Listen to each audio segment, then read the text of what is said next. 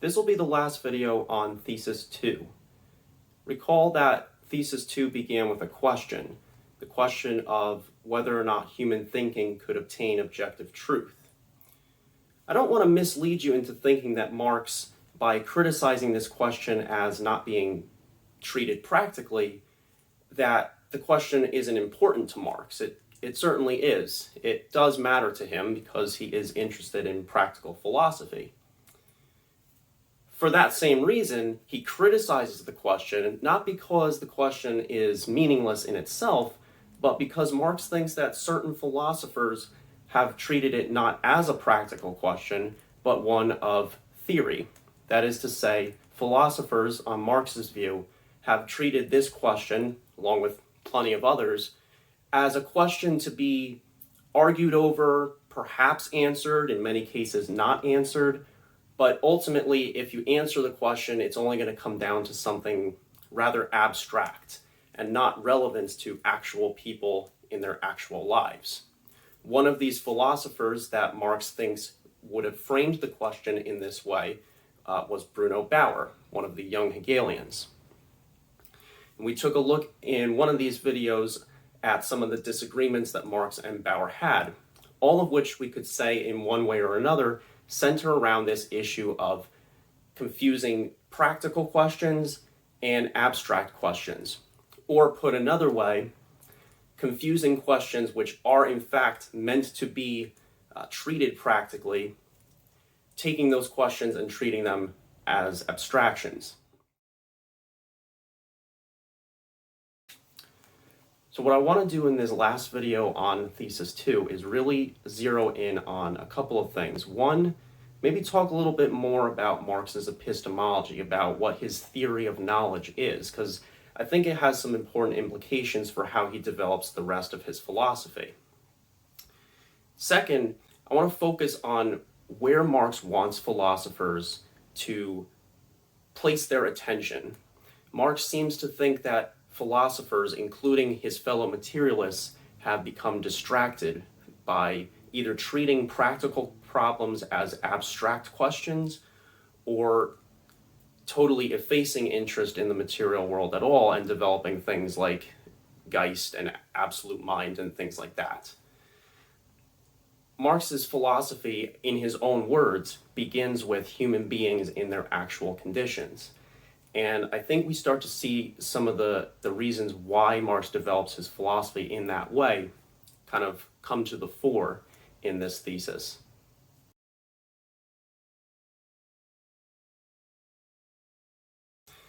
Philosophers deal with all kinds of different problems, all kinds of different questions. Two of the most important questions that philosophers have talked about are questions that can be known through reason and questions that can be known through our experience. And if you know anything about the history of modern philosophy, from René Descartes to Immanuel Kant, you will know that what characterized this period of philosophy was, broadly speaking, a debate between rationalists and empiricists, between philosophers who thought that we obtain all of our knowledge purely through reason, and philosophers who thought we obtain all our knowledge through our experiences. And they each had what they thought were very good reasons to doubt the other. The rationalists thought there was no way you could obtain your knowledge through your sense experiences, and the empiricists thought there was no way you could obtain all your knowledge purely through reason. Modern philosophy is said to have ended with Immanuel Kant, who is believed to have fused these two together or reconciled them with his transcendental idealism, which we did actually talk a little bit about in one of the videos on Thesis 1, when we talked about sort of the history of idealism. Marx, of course, is removed by about a few decades from the time of Immanuel Kant and the historical end of modern philosophy. So it's interesting to think about Marx's place in this ongoing debate in philosophy. The debate still continues today. And this is primarily an epistemological debate. And there's been a lot written on Marx's epistemology, although he doesn't make it very explicit. I think his earlier writings do make it clear that he did have a fairly robust epistemology, which is to say he had a fairly robust philosophy of knowledge, of what knowledge is, how we obtain it, and what it's supposed to do for us. Marx's epistemology is very interesting because, as he says in Thesis II, it is through practice that we prove the truth of our thinking. So whatever knowledge we obtain, whatever theories we develop, we prove the truth of those ideas through our activity, through our actual actions in the world.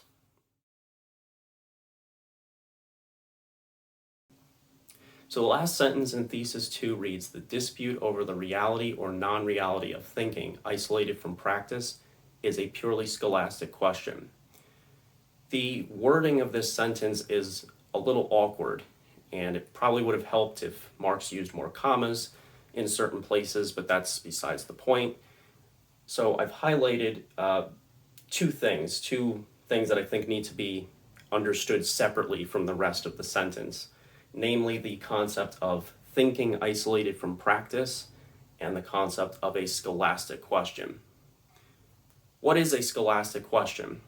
Well, chances are you've probably heard the most famous scholastic question of all time, which is the question of which came first, the chicken or the egg. This is a scholastic question or an academic question because it has no real relevance to practical life. It might be interesting, at least to some people, but surprisingly, I doubt it would be very interesting to people who actually raise chickens. It has no relevance to what kind of food you would buy for your chickens or how big you would want your chicken coop to be, or what kinds of chickens you would raise or whatever. The question of whether the chicken or the egg came first has no relevance at all to the actual activity of raising chickens. And this is the case for any scholastic or academic question. It might be interesting to some people, but whatever answers you might be able to give, and many of them are in fact unanswerable, but for the ones that you could give some answer for, that answer is not going to have much bearing on the actual activities of human beings. And since Marx is interested in practical philosophy that centers the actual human being and aims towards changing things, it follows that he's not going to be very interested in chicken or egg questions, in scholastic or academic questions.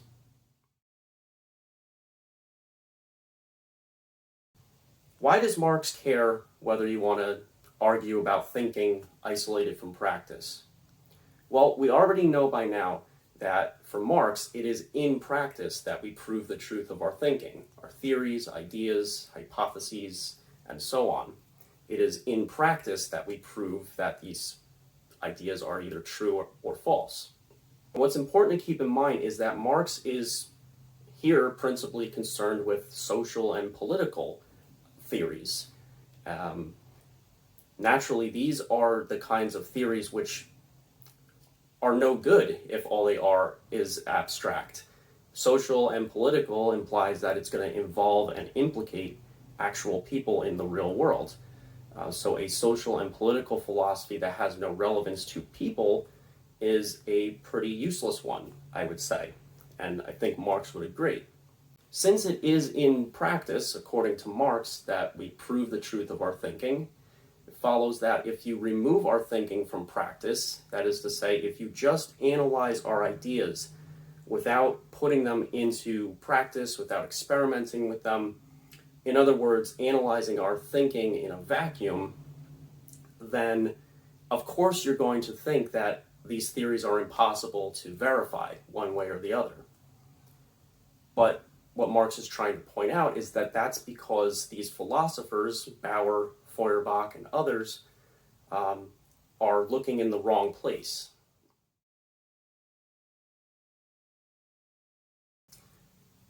Imagine you knew somebody who was going to move into a house, but they've never seen it and they've never been there.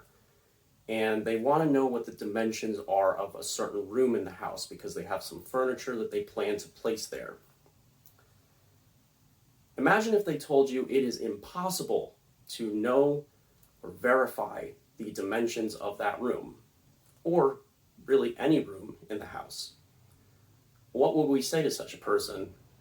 We would probably say, well, it's not impossible, you just have to go to the house and maybe bring a tape measure or something. But it's not impossible. It's just that you think it's impossible because you, for some reason, haven't considered the possibility of actually going to the house and observing it. In the same way, Marx is saying that certain philosophers, perhaps all philosophers, Marx was pretty bold in his accusations of philosophy at this young stage in his life. Marx is lodging a pretty bold criticism against philosophy in general by saying that philosophers have become distracted. They are not focusing on what Marx thinks ought to be the starting point of any philosophy, namely human beings in their actual conditions, the real world.